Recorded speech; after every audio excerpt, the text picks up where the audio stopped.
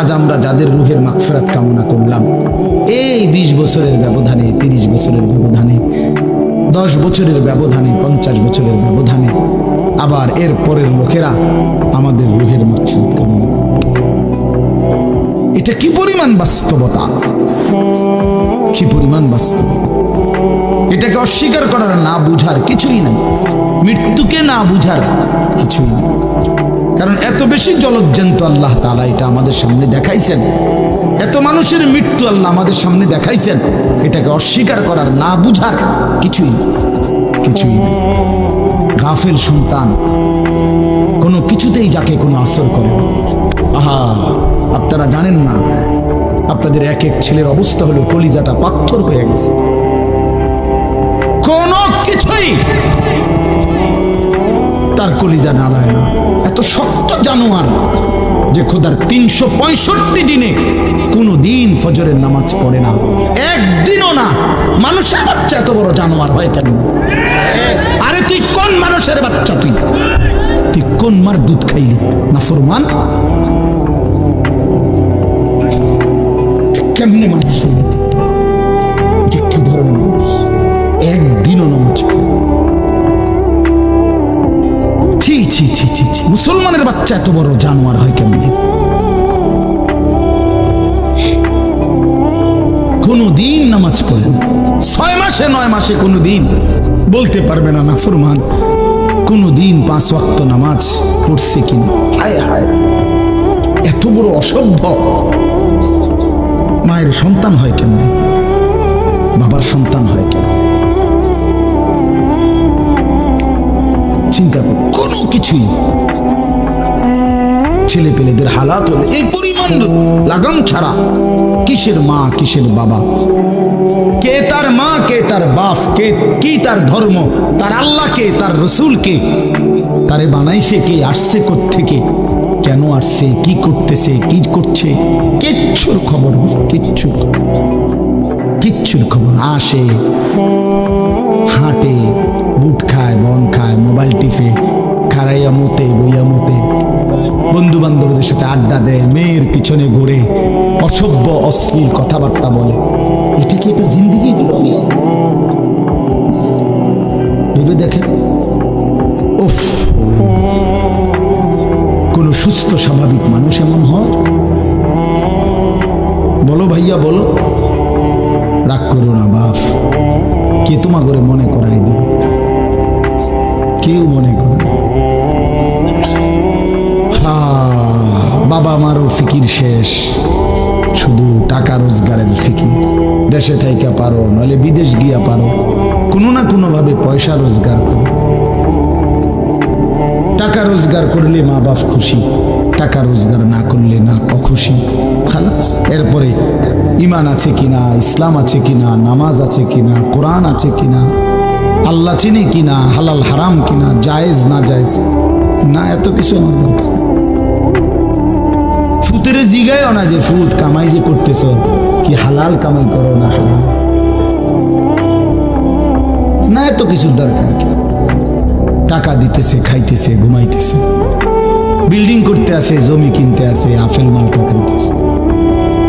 এক ছেলে আমারে নিজে বলছে, আমি সবার ব্যাপারে বলি না, এক ছেলে আমারে নিজে বলছে, হুজুর আমি একটা দেশের নাম বলছে, যেই দেশে আমার কর্মটা ছিল, চলে আসছে ওই দেশ থেকে। আমার বলছে, হুজুর আমার কর্মটা হলো এই, মদের বার, মদের হোটেলে নারী পুরুষ উলঙ্গ জিনা ব্যভিচার করে, আমার দায়িত্ব শুধু পাশে দাঁড়িয়ে মদের বোতল নিয়ে দাঁড়ায় থাকা, যতবার তারা চায় অতবার তাদেরকে মদ গ্লাসে ঢেলে দেওয়া, তাদের হাতে তুলে দেওয়া। এর বিনিময়ে আমার মাসে বেতন 2 লাখ।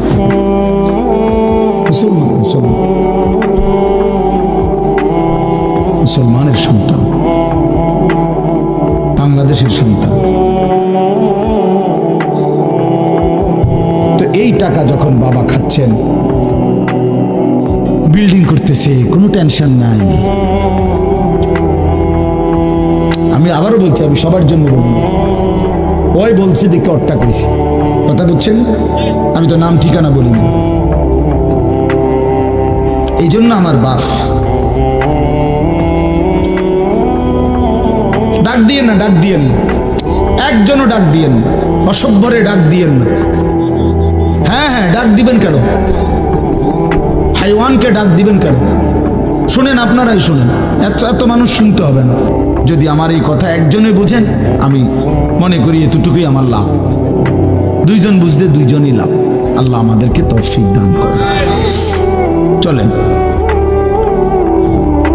কোরআনুল কারীমের এই সূরাটি 99 নম্বর সূরা। 114টি সূরা কোরআন শরীফে, তন্মধ্যে এটা হলো 99 নম্বর, 30 নম্বর পারা। পুরা কোরআনুল কারীমের মধ্যে মোট 30 পারা। এই মোট 30 পারার মধ্যে এটা হলো 30 নম্বর পারার সূরা, 99 সূরার নম্বর। সূরাটির নাম হচ্ছে জিলজাল, সূরায়ে জিলজাল।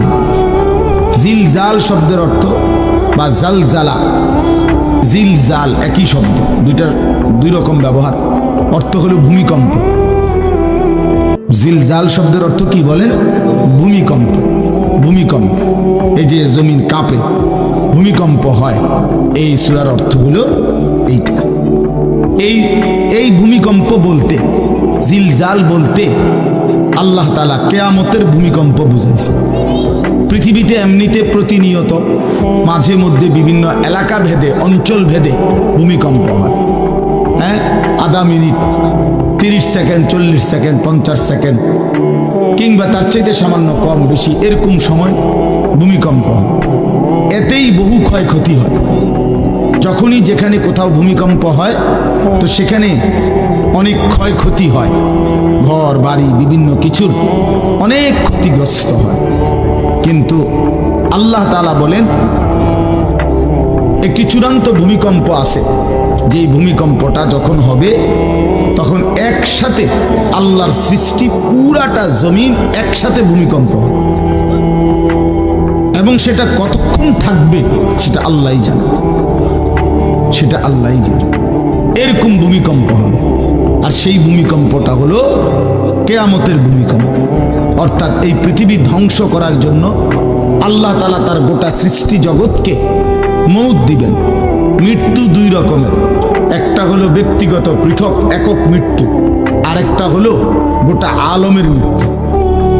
সবার যখন পৃথক মৃত্যু হয় তো এটারে বলে মউত, আর গোটা পৃথিবীর যখন আল্লাহর সৃষ্টি সবটার যখন একসাথে মৃত্যু হবে সেটারে কয় কিয়ামত। সেটাই কিয়ামত, ওইটাও একটা মৃত্যু।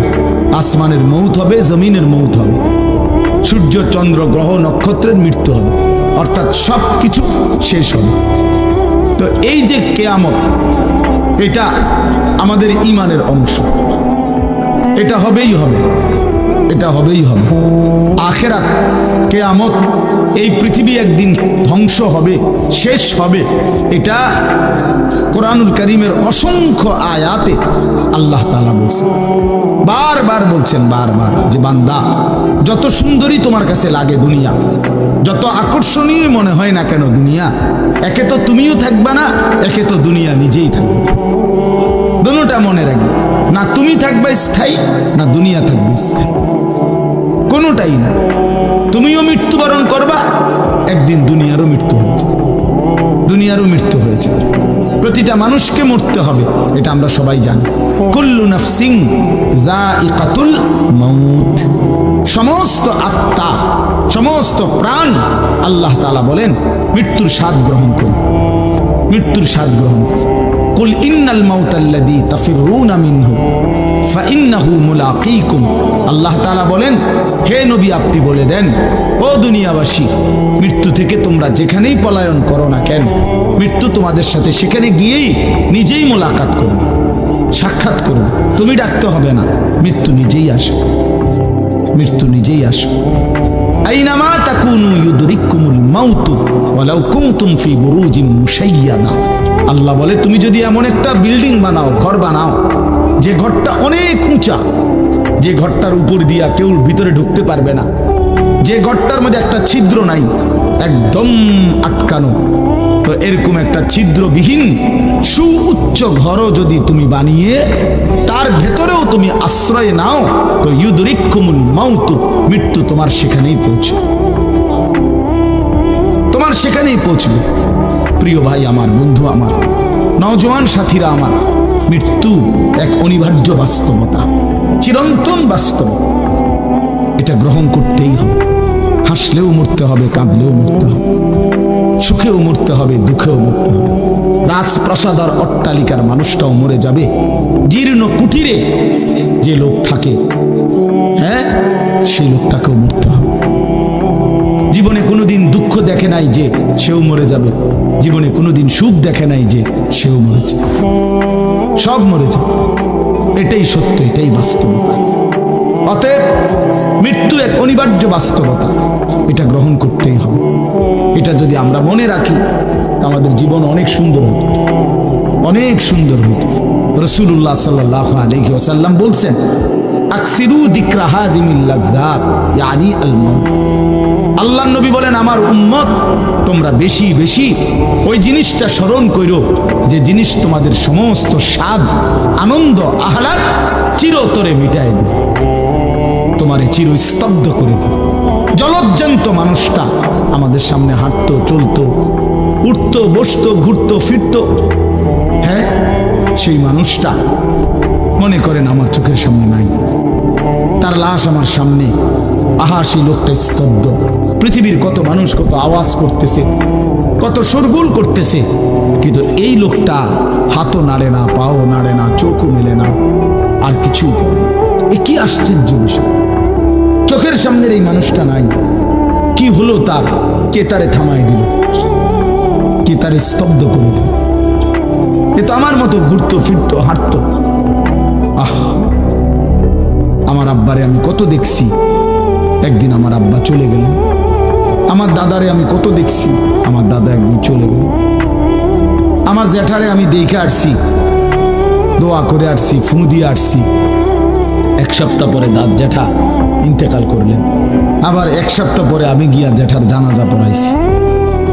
এই তো বাস্তবতা। যুবক ভাই, তুমিও মনে রাখো, বয়স্ক বাবা আপনিও মনে রাখেন। হাসান বসরি রহমতুল্লাহ আলাইহি একজন বড় বুজুর্গ ছিলেন। উনি বলতেন, তিনি যখন কোনো যুবককে দেখতেন আর বয়স্ক দেখতেন, তো তিনি যুবকদেরকে বলতেন, ইয়া মা'শারাশ শাবাব ইন্না যারআ কাদ তুদরিকুল আহাতু ক্বাবলা আন ইয়াবলুগ। তিনি উপদেশ দিতেন, হে যুবকগণ শোনো, সব ফুল, সব ফল, সব গাছ চারা পরিপক্ক পাকা পর্যন্ত পৌঁছায় না, তার আগেই অগণিত ফুল, অগণিত ফল, অগণিত চারা গাছ ঝরে ঝরে। এটা উনি মনে করাইতেন মৃত্যুর কথা। উনি এটা বুঝাইতেন, যুবক তুমি দেখো, একটা আম গাছের মধ্যে যতগুলো মুকুল ধরছে ফুল, সবগুলো আম হয় না। যতগুলো আম ধরছিল ছোট ছোট, সবগুলো বড় পাকা পর্যন্ত যায় না, তার আগেই ঝরে যায়। ঝরেই যায় বেশি, থাইকা যায় অল্প। তার মানে যুবক, কিশোর, তরুণ এই বয়সেই মৃত্যু হয় বেশি, বৃদ্ধ পর্যন্ত পৌঁছে কম। পুরা বাড়িতে অনেক সময় এমন হয় একজনও বয়স্ক লোক নাই, একজনও নাই। আমার ঘর, আমার বাপ চাচাদের যে ঘর, সেখানে আপনার এখন আমার চাচাতো ভাই, জ্যাঠাতো ভাই, আমার ভাই বেরাদর সব মিলাইয়া আমাদের ছেলে পেলে ভাই ভাতিজা মিলে না হয়তো 60-70 জন আছি আমরা, কিন্তু আমাদের একজনও বয়স্ক লোক নাই। আমার দাদাও নাই, দাদিও নাই, জ্যাঠাও নাই, চাচাও নাই, আমার আব্বাও নাই, কেউ নেই। তাইলে কেন এমন হলো? তাহলে বোঝা গেল অধিকাংশই ঝরে যায়, কবরে চলে যায়, মৃত্যু হয়ে যায়। এই জন্য ধোঁকা না খাওয়া। আরেকটা হলো, বয়স্ক লোককে দেখলে উনি বলতেন, হাসান বসরি রহমতুল্লাহ আলাইহি, ইয়া মা'শারা শুয়ুখ, হে বৃদ্ধগণ। উনি তাদেরকে জিজ্ঞাসা করতেন যে, মা ইউনতাজারু বিসসারআই ইযা বালাগা, যখন কোনো ফসল পাইকা যায় তখন আর বাকি থাকে কি? কি বাকি থাকে? কাটা। কথা বলে না, কি বাকি থাকে? ক্বালু আল হাসাদ, বা কাটাটা বাকি থাকে, পাইকা তো গেছে। তার মানে আপনারা পাইকা তো গেছেন, বয়স তো হয়েই গেছে, আর শুধু মৃত্যুটা বাকি, আর শুধু মৃত্যুটা বাকি। তাইলে যুবককে বলতেন, তুমি ভেবো না তুমি বৃদ্ধ হবা, কারণ অসংখ্য ফুল তো আগেই ঝরে যায়, অসংখ্য ফল তো আগেই ঝরে যায়, অসংখ্য গাছ তো আগেই ঝরে যায়। আবার বৃদ্ধকে বলতেন যে আপনার তো আর কিছুই বাকি নাই, আপনি তো পাইকেই গেছেন, এখন শুধু কাটা, কবর, মৃত্যু ছাড়া আর বাকিটা কি? তাহলে মৃত্যু ভুলে না যাওয়া, মউত ভুলে না যাওয়া। রাসূলুল্লাহ সাল্লাল্লাহু আলাইহি ওয়াসাল্লাম বলেন, কাফা বিল মাউতে ওয়াইজান। নবীজি বলেন, কোনো মানুষ যদি মৃত্যুর কথা স্মরণ করে, তার ওয়াজের জন্য, নসিহতের জন্য এটাই যথেষ্ট, এটাই যথেষ্ট। আমরা কিতাবে পড়ছি, হযরত ওমর রাদিয়াল্লাহু তাআলা আনহু, এত বড় সাহাবী, উনি বলতেন, কুল্লা ইয়াউমিন ইউকালু মাতা ফুলান মাতা ফুলান ওয়ালা বুদ্দা মিন ইয়াউমিন ইউকালু মাতা ওমর। তিনি বলতেন, হায় শোনো, প্রতিদিন ঘোষণা হয় আজ অমুকের মৃত্যু হলো, অমুকের মৃত্যু হলো, অমুকের মৃত্যু হলো। অচিরেই একদিন ঘোষণা হবে আজ ওমরের মৃত্যু হলো, আজ ওমরের মৃত্যু হলো। উনি বলেন, এই ঘোষণা শুনবে খুব দ্রুত একদিন। এই জন্য বাপ, এই আমাদের ব্যক্তিগতভাবে প্রতিনিয়ত মৃত্যু হচ্ছে, ঠিক এভাবে আমরা তো মরছি, একদিন এই গোটা আলমের মৃত্যু হবে, একদিন এই গোটা সৃষ্টিটাই আল্লাহ তাআলা গুটায় ফেলবে। আচ্ছা, কি আশ্চর্য কথা, এটা কি অবাক করা। এক মিনিট যদি কেউ বিবেক দিয়া ভাবে, যারে বলে কি হলো, বলেন কি, এত বড় আসমান ভেঙে যাবে, এই সূর্য খসে পড়বে, চাঁদ খসে পড়বে। আল্লাহ তাআলা বলছে, ইযা সামাউন ফাতারাত, আসমান ভেঙে যাবে, ওয়া ইদাল কাওয়াকিবুন তাসারাত, তারকারাজি খসে খসে পড়বে, ইযা শামসু কুব্বিরাত ওয়া ইদাল কাওয়াকিবুন তাসারাত। আল্লাহ তাআলা বলছেন, সূর্যটা গুটায় ফেলা হবে, পাহাড়গুলো বালির মতো, তুলার মতো উঠতে থাকবে। ইদা রাজ্জাতিল আরদু রাজ্জা, এই জমিনের মাটিগুলো রেজা রেজা, পাউডার পাউডার হয়ে যাবে। ওয়া ইদাল বিহারু ফুজ্জিরাত, সমুদ্র, খাল, বিল, নদীর পানিগুলো সব টকবগে উতরাইয়া গরম হইয়া বাষ্পের মতো উড়ে যাবে। না কোথাও পানি থাকবে, না কোথাও গাছ থাকবে, না আসমান থাকবে, না জমিন থাকবে, কিছু। আচ্ছা, এটা কেমন কথা, এটা কেমন আশ্চর্য বিষয়। এই গোটা আলমের মৃত্যু হবে। আল্লাহ তাআলা কোরআনুল কারীমে বিশ্বাস করেন, অসংখ্যবার এই কথা এটা বলছে, এটা হবেই হবে। ইদা ওয়াকাতিল ওয়াকিআ, আল্লাহ বলেন এই ঘটনাটা ঘটবে। লাইসা লিওয়াকাতিহা কাযিবা, এই ঘটনা মিথ্যা মনে করার মতো কেহ নাই। যেদিন ঘটে যাবে তখন আর কারো কোনো মিথ্যাবাদী আর থাকবে না, অর্থাৎ কেউ আর অস্বীকার করার সুযোগ হবে না। চোখের সামনে, চোখের সামনে কোরআন শরীফে একটা সূরা আছে, সূরা হজ। ওই যে আমরা হজ করি না, এই হজ সূরাটার নাম। এই সূরার শুরুতে আল্লাহ তাআলা এই পৃথিবী ধ্বংসের, কিয়ামতের একটা সাংঘাতিক বর্ণনা দিয়েছেন। ওইখানে আছে, আল্লাহ বলেন, ইয়া আইয়ুহান নাসু তাকু রাব্বাকুম, তোমরা আল্লাহকে ভয় করো। আর শুনো, ইন্না জালজালাতাস সাআতি শাইউন আযীম, নিশ্চয়ই কিয়ামতের ভূমিকম্প, জালজালা, এই যে বললাম জিলজাল এবং জালজালা অর্থ ভূমিকম্প। আল্লাহ বলেন, কিয়ামতের ভূমিকম্প, ইসরাফিল যখন ফু দিবে, আমার এই পৃথিবী যখন ভাঙতে শুরু করবে, এই সৃষ্টি জগৎ পুরাটা যখন আমি আল্লাহ গুটায় ফেলবো, ওয়াসসামাওয়াতু মাতবিয়াতুম বিয়ামিনি, আল্লাহ বলেন সাত আসমান আমি আল্লাহ তাআলার হাতের মধ্যে গুটায় ফেলবো, গুটায় ফেলবো। তুমি জানো না আমার ক্ষমতা। কুল্লু মান আলাইহা ফান ওয়া ইয়াবকা ওয়াজহু রাব্বিক, সব শেষ করে দেব আমি, শুধু আমি আল্লাহই থাকবো, শুধু আমি আল্লাহই থাকবো। তো আল্লাহ তাআলা বলেন, এই ইসরাফিল ফু দিলেই, শুরু করলেই জমিনে ভূমিকম্প শুরু হবে। ইন্না জালজালাতাস সাআতি শাইউন আযীম, আল্লাহ বলেন নিশ্চয়ই এই কিয়ামতের ভূমিকম্প, এটা শাইউন আযীম, বড়ই ভয়ানক, বড়ই মারাত্মক। কারণ দুনিয়ার ভূমিকম্প এক নাম্বার হলো, বর্তমানের ভূমিকম্প কখনো 30 সেকেন্ড, কখনো 40 সেকেন্ড, কখনো 47 সেকেন্ড 50 সেকেন্ড, এই সেকেন্ড মিনিট 47